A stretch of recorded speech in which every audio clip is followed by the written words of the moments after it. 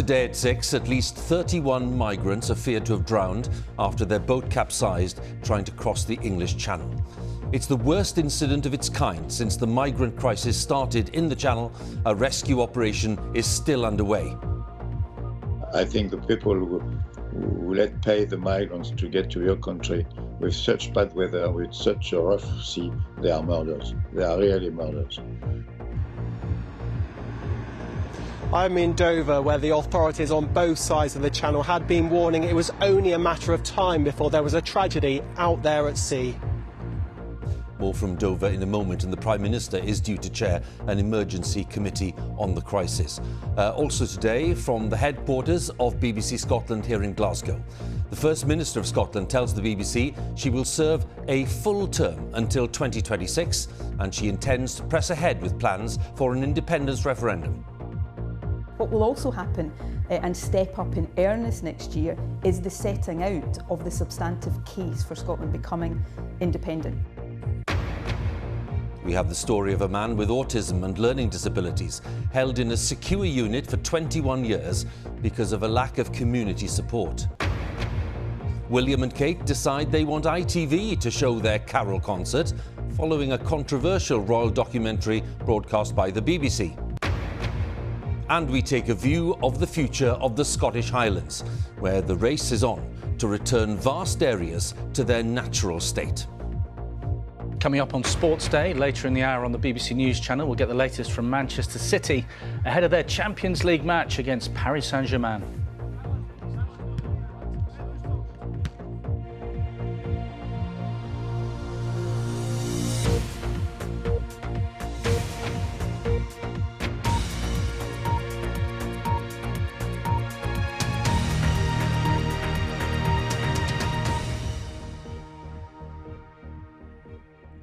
Good evening. We start with the tragedy that is unfolding in the English Channel, where at least 31 migrants are now feared to have drowned while trying to cross the sea from France. Their boat apparently capsized. At least 26 of them have been rescued, some of them in a serious condition, and a rescue operation is still underway there. Local fishermen report that weather conditions were pretty cold at that time. Only yesterday, the Home Secretary, Priti Patel, said that further talks were taking place between the UK and France to try to stop the crossings. So far this year, an estimated 25,600 migrants have crossed the Channel to the UK, and that is more than 3 times last year's figure. Our Home Editor, Mark Easton, has the latest. Cold but calm seas encouraged dozens of migrants, including many small children, to head down the beaches of Calais this morning, preparing to make the perilous journey across the Channel. Where are you going now? Go UK. Go UK. A number of small boats are understood to have pushed off around dawn, but it now appears at least one vessel capsized, with reports of around 30 deaths. A French fisherman reported seeing an empty dinghy with a number of bodies floating motionless nearby, unconscious or dead. The French Interior Minister Gérald Darmanin headed to the scene, tweeting, "Strong emotions after the tragedy of a number of deaths following the capsizing of a migrant boat in the Channel. We can't emphasise enough just how criminal the smugglers who organise these crossings are." As news of the tragedy broke, the Prime Minister, Boris Johnson, announced he would chair a meeting of the Cobra Emergency Committee in response. I just want to say that I'm shocked and appalled and deeply saddened by the loss of life at sea in the Channel. I think that the details are still coming in, but more than 20 people have lost their lives, as you know. And my thoughts and sympathies are, first of all, with the victims and their families, and it's an appalling thing that they have suffered.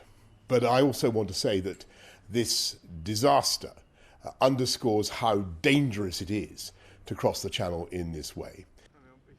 French patrol vessels and 3 helicopters have been deployed in the area as part of a search, with the port authorities suggesting the tragedy may be the largest single loss of life in the Channel for many years. These people are murderers, and the poor migrants who have been coming from their country, who have spent months and months to come to here, and who are dying there so close to their dream. A number of migrants did make it to the Kent coast today, having crossed one of the busiest shipping lanes in the world. No one should underestimate the risks involved. The seas are incredibly dangerous all of the year, but particularly as winter approaches. And that's why I've been calling for some time to say that we must make sure that those boats are not leaving the French shores. The UN's International Organization for Migration says between 8 and 30 people have died in the English Channel each year since 2014. Before today, the figure for 2021 was already at 15. Record numbers of migrants have crossed the Channel in small boats this year, more than 25,000 since January.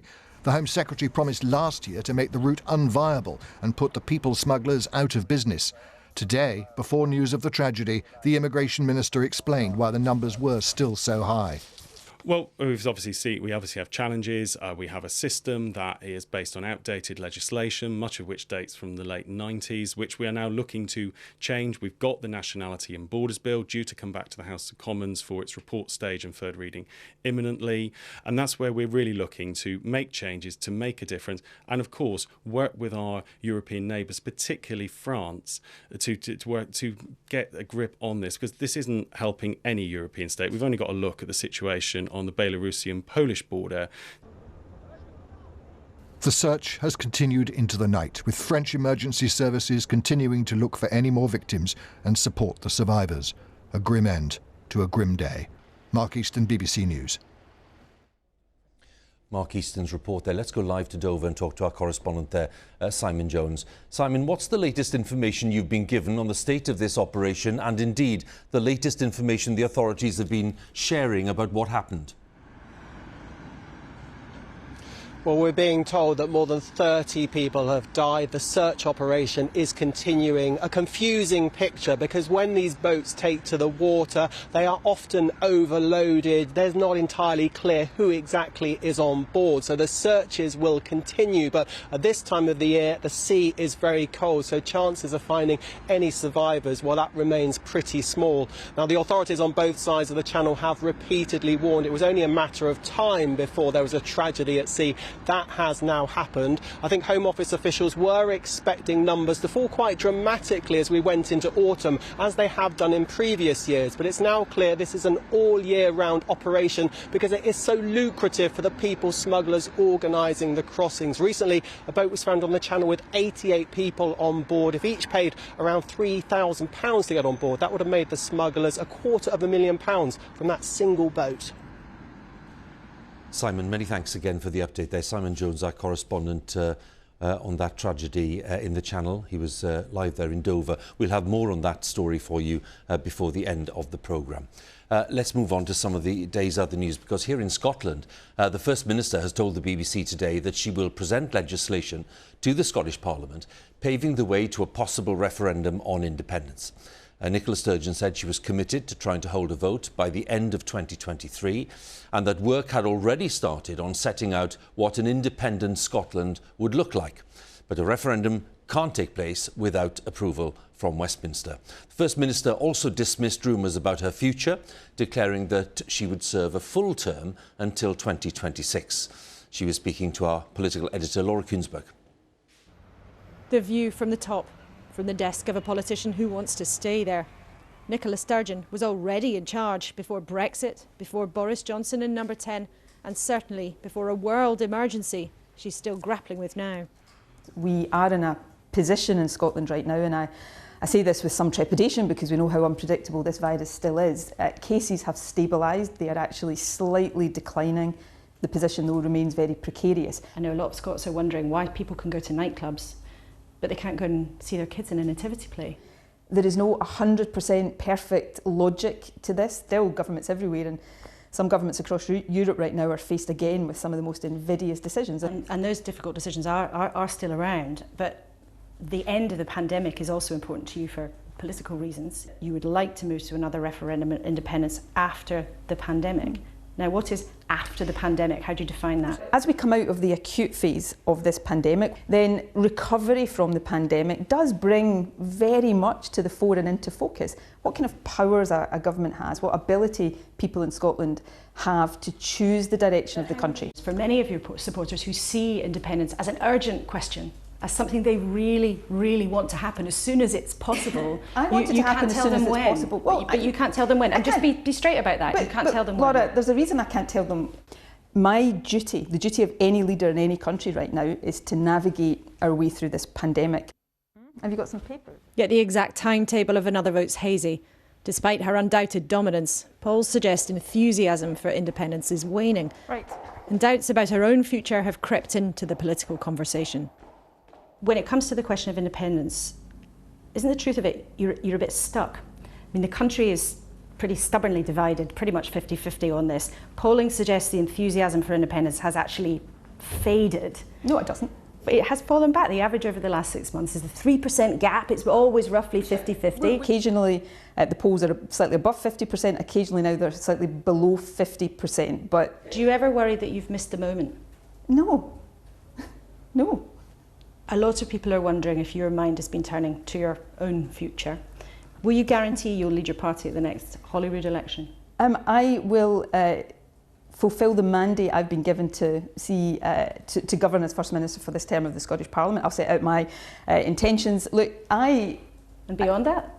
I almost take the wishful thinking of my opponents on this as some kind of, I'm sure, unintended compliment, but compliment nevertheless. It's almost as if my opponents have concluded they can't beat me or remove me from office themselves, so they're kind of crossing their fingers and hoping that I'll remove myself from office. But they're going to be really disappointed because I'm going to be round a lot longer. In an interview that you gave, you talked about writing your memoirs. I'm not a robot. People ask me questions. What are you going to do after politics? I'm 51 years old. You know, I have no intentions of going anywhere right now as First Minister, but I hope I will still be relatively young when I get to the point of contemplating other things. After 2026, that's a different question. But Nicola Sturgeon is far from ready to abandon the desk, at least not yet. Laura Kunsberg, BBC News, Edinburgh. Some very interesting exchanges there, and our Scotland editor Sarah Smith is with me to talk about the implications, especially on that road to a referendum, Sarah, which really is strewn with obstacles, isn't it? There are several hurdles along the way. First of all, legislation would have to be passed in the Scottish Parliament. That's not a problem because there is a majority in favour of independence there. But there would almost certainly then be a legal challenge from the UK government, who will say that Holyrood just doesn't have the power to authorise a referendum, and that battle could well end up in the Supreme Court. But there's also a significant political issue. Scotland seems to be split about 50-50 on the question of independence. Polls suggest earlier this year, they were giving a majority, a small majority in favour of independence. That seems to have dropped off a bit recently. Nicola Sturgeon and the SNP know they've got to make a brand new case for independence. And a lot has changed. Since the last vote, we've had Brexit as well as a pandemic, and the economic argument would be very different. In 2014, when we had the last vote, there were buoyant receipts coming in from North Sea oil. Now it's clear an independent Scotland couldn't base its economy on fossil fuels. In fact, Nicola Sturgeon has come out and said she doesn't favour licensing a new oil field near Shetland. Scotland could do well in renewable energy, but that industry will take years to develop. So there is a lot of work that's going to go on within the Scottish Government and within the wider independence movement to come up with a really detailed proposition if they want to try and persuade voters in Scotland that they want to leave the UK. Sarah, many thanks once again. Sarah Smith, our Scotland editor there. A man with autism and learning disabilities has been held in a secure unit for 21 years because of a lack of support in the community. A senior judge has criticised the authorities for outrageous delays in handling the case. And BBC News has now succeeded in getting a court order lifted, allowing us to name Tony Hickmott, who is 44. And his case is by no means an exception. The latest figures show that there are more than 2,000 patients with learning disabilities or autism in similar situations across England. And BBC News has learned that at least 100 of them have been held in secure settings for more than 20 years. Our correspondent Jane McCubbin has been to meet Tony Hickmott's parents, who've taken their fight to the Court of Protection to get their son back. 9 months be away for 9 months until they found him a suitable place in Brighton area. That's what we was told. But it's far from the truth. He's lived there longer now than he's lived at home. You can't take that trauma away. On June 29, 2001, Pam and Roy's son Tony was detained under the Mental Health Act. Like many young people with autism and a learning disability, he'd struggled to cope as he became an adult. I love this. I love you too, Tony. He's now lived in an ATU, an assessment and treatment unit, for almost 21 years, 100 miles from his family. The BBC has had to go to court to tell you Tony's story. His family have had to go to court to try and bring him back to Brighton. 1 week runs into a month, month runs into a year. Then that year went, then another year went. I mean, we travel back sometimes, we pull in and we both sit down and cry. I mean, I come home, I've got Pam, she's got me, he's got nobody. ATUs are designed for short-term stays in a crisis. The problem here isn't Tony, but the system. Psychiatrists have said he's been fit for discharge since 2013. This month, the family went to the Court of Protection to try and break the deadlock. There, a judge said that delays facing Tony have been egregious, that the progress made to date has been glacial. The judge has told them to get on with it, right? We've only got this limited time. We're still not doing it. We're still fighting over money. The senior judge took the unusual step of lifting the anonymity order because she said she had no doubt Tony's case was in the public interest, and it was clear that a lack of resources had left him detained for so long. Tony's care right now is funded by the NHS, but ongoing support in the community will have to be paid for by his council, who told us Tony has extremely complex needs. We've tried on a number of occasions to find a sustainable solution nearer to Brighton. Those were not successful. They're working with the NHS and Tony's family to find other options. It's a decade since BBC cameras captured the neglect and abuse of people with learning disabilities in Winterbourne View. That prompted the government to set targets to move people into real homes with appropriate support, but those targets have been missed repeatedly. NHS England has yet to respond. Ultimately, these settings should not exist. It's just appalling. These people are not criminals. They haven't got sentences through the criminal justice process. They are stuck in services, just as people used to be stuck in the long-stay institutions. The judge has ordered authorities to finally find a plan to bring him back to Brighton by May next year. Tony's wait continues. When we visited town, we're leaving, and he pushes his face right to the window and watches us till we disappear. I can't look back. What have they done to all of us as a family? They destroyed us. Oh, dear. Jane McCubbin, BBC News. Time is 6:17, and our main story this evening. The Prime Minister says he's shocked, appalled and deeply saddened after at least 31 migrants died when their boat sank in the English Channel. A search operation is still underway for any survivors. And still to come, we report on the future of the Scottish Highlands and plans to rewild and restore the country's ecosystems. Coming up on Sports Day in the next 15 minutes on the BBC News Channel, accused of being a bad loser at the UK Championship last night, Sean Murphy tells us why it's unfair for amateurs to play against snooker's professionals.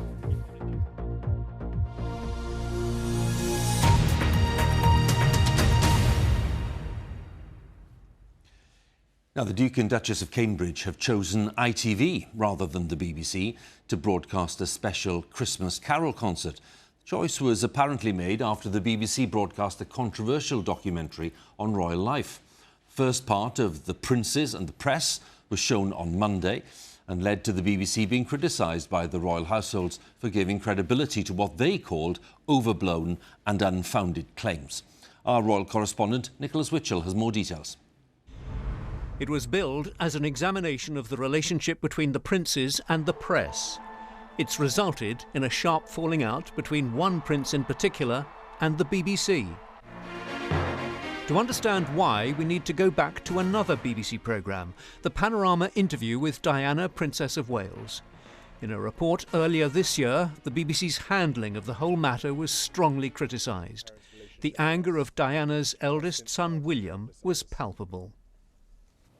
It brings indescribable sadness to know that the BBC's failures contributed significantly to her fear paranoia and isolation that I remember from those final years with her. The pressure was... And so when the BBC's media editor Amal Rajan began to look at a more recent family episode, the painful falling out between William and Harry, the results induced royal indignation.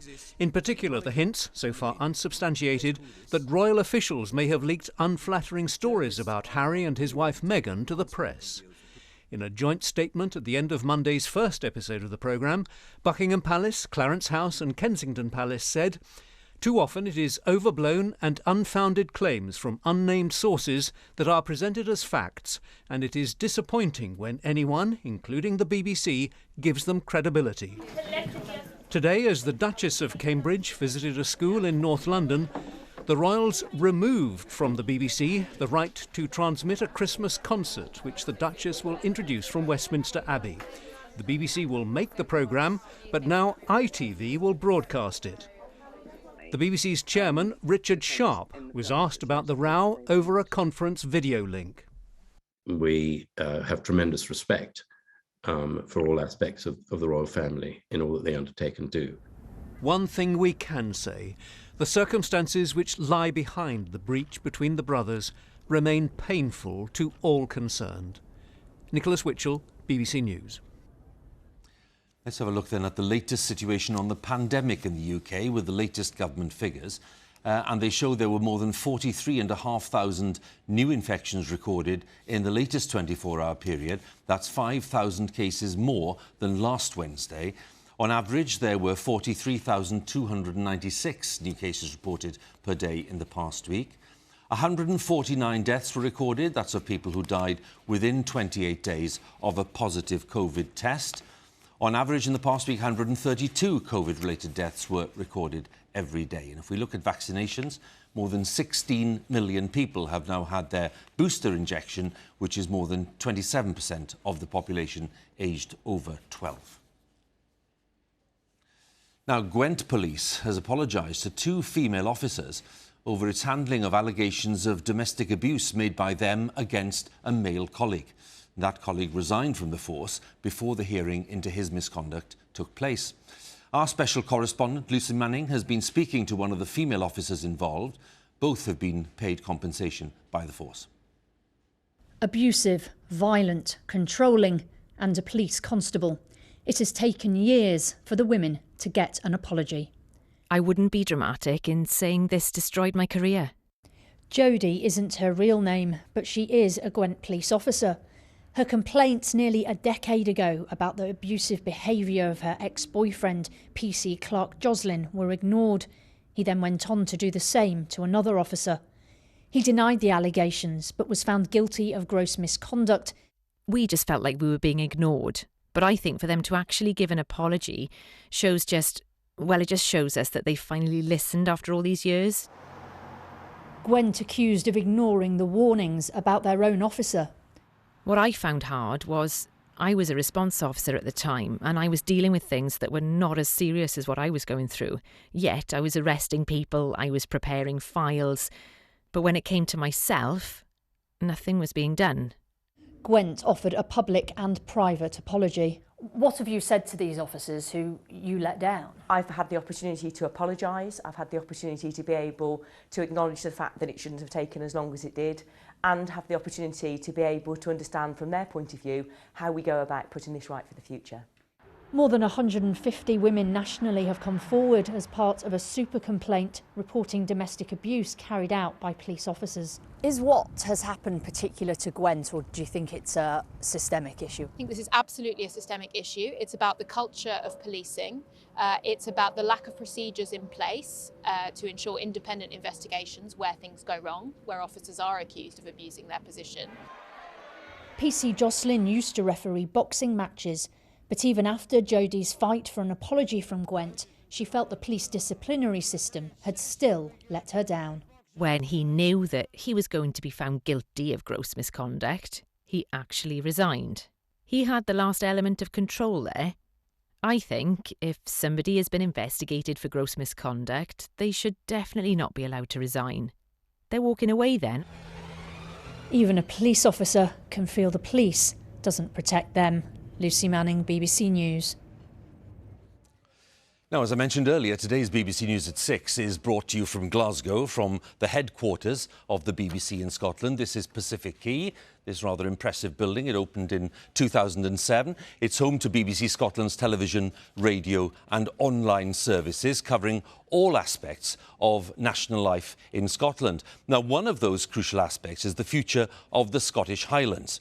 Vast areas of the countryside are being bought by wealthy individuals keen to return the land to its natural state. They want to introduce the process of rewilding, as it's called, and to stop what they say is ecological degradation, deforestation and loss of biodiversity. And our special correspondent Alan Little has more on the investigation. There is a juniper bush appearing, and right down here we have a rowan.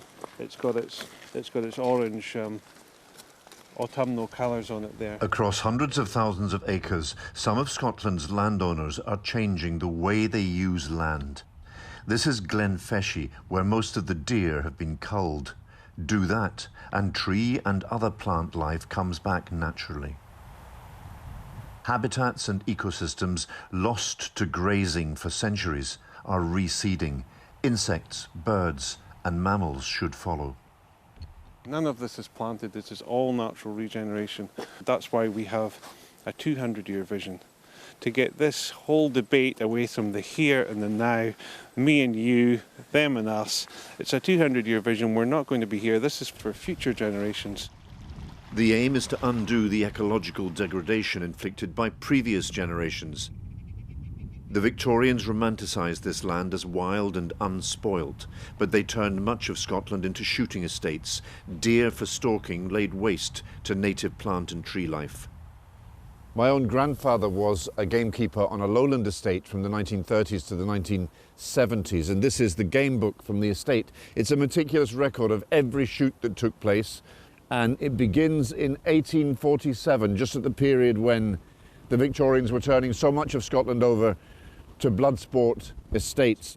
This seems to me to be a historical artefact that bears witness to a period when human beings really thought they could bend nature to their own will to satisfy not just their need for food, but also their desire for recreation and entertainment.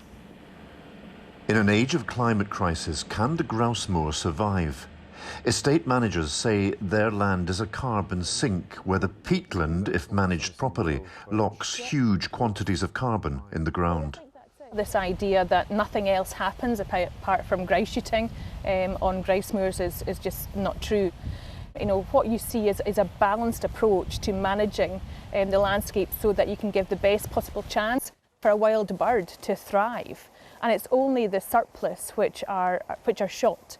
And country sports, yes, it's a pleasure in the same way that golf and hill walking and other things which happen in Scotland and are celebrated are. You know, people come from all over the world because Scotland has the best grouse shooting globally, and that's something that we should celebrate. But the rewilders believe they are turning the page on the Victorian legacy and redefining Scottish land use for the climate age. There are several big renaturing projects over hundreds of thousands of acres, mostly driven by the private passions of billionaire landowners, sometimes called the Green Lairds.